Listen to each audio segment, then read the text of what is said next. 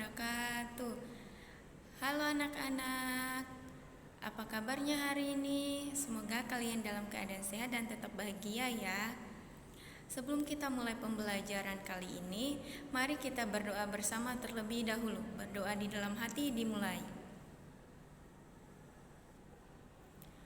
Berdoa dicukupkan. Amin. Dan biar belajarnya makin semangat, mari kita menari dan bernyanyi bersama lagu Profil Pelajar Pancasila. Mari kita mulai.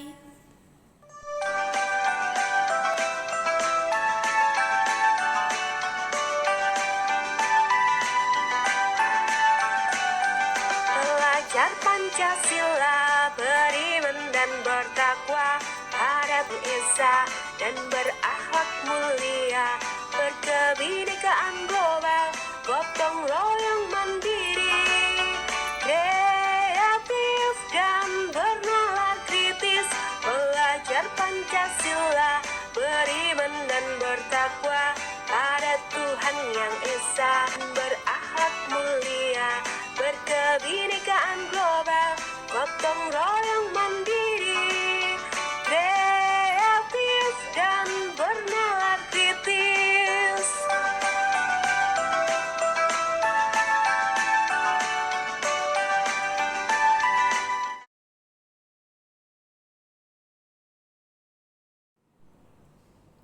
Oke, baik anak-anak. Pada video pembelajaran kali ini, kita akan belajar mata pelajaran Pendidikan Pancasila kelas 5, bab 2 Norma dalam Kehidupanku.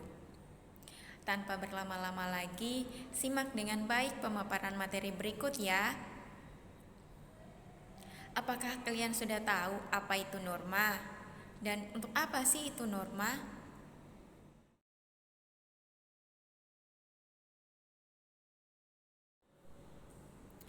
Menurut pengertiannya, norma adalah kaidah atau aturan-aturan yang ada di masyarakat yang mengatur kehidupan manusia dan mempengaruhi tingkah laku manusia pada masyarakat. Dan menurut tujuannya adalah mengatur masyarakat supaya hidup tertib, tentram, dan adil. Dan tahukah anak-anak, ada 4 jenis norma di Indonesia. Yang pertama, norma agama, yang kedua, norma kesusilaan, yang ketiga, norma kesopanan, dan yang keempat, norma hukum.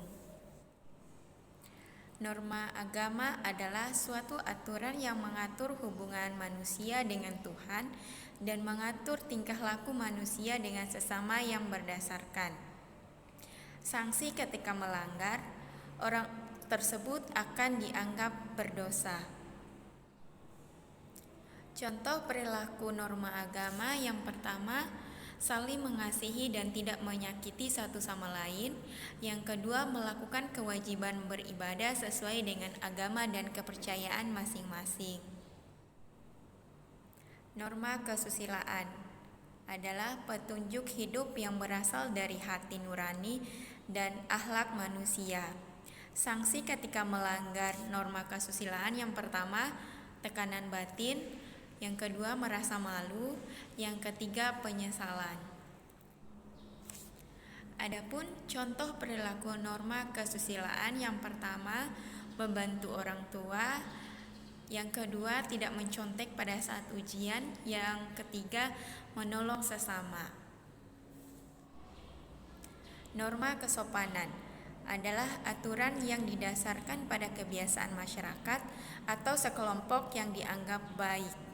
Sanksi ketika melanggar norma kesopanan adalah yang pertama mendapat teguran, yang kedua mendapat celaan atau ejekan dari orang lain. Adapun contoh perilaku norma kesopanan, yang pertama memberi salam, yang kedua mengantri, dan yang ketiga mengucapkan permisi saat melewati orang, baik itu teman sebaya maupun orang yang lebih tua. Norma hukum adalah aturan yang berisi perintah atau larangan yang mengatur tata tertib dalam suatu masyarakat atau negara. Sanksi ketika melanggar norma hukum, yang pertama denda, dan yang kedua lebih parah di penjara. Contoh perilaku norma hukum yang pertama tidak mencuri, yang kedua taat aturan lalu lintas, dan yang ketiga selalu membayar pajak. Ada begitu banyak manfaat norma bagi masyarakat, tapi di sini Ibu akan menjelaskan beberapa saja ya. Yang pertama, menjadikan anggota masyarakat sebagai pribadi yang beriman dan bertakwa. Yang kedua, mampu mengandalkan tingkah laku dan ucapan. Yang ketiga, mencegah terjadinya perselisihan di lingkungan masyarakat. Yang keempat, mewujudkan ketertiban dan kedamaian. Yang kelima, meningkatkan kerukunan antar warga. Yang keenam, melindungi kepentingan dan hak orang lain. Yang terakhir, membatasi perilaku agar tidak menyimpang. Adapun manfaat norma bagi diri sendiri itu: 1. Hidup menjadi lebih aman, tentram dan damai.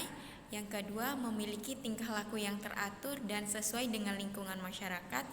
Dan yang ketiga, mampu membedakan yang mana yang benar dan mana yang salah. Cukup sekian pemaparan materi pada video pembelajaran kali ini. Sampai ketemu di video pembelajaran lain dengan tema yang berbeda. Dadah. Wassalamualaikum warahmatullahi wabarakatuh.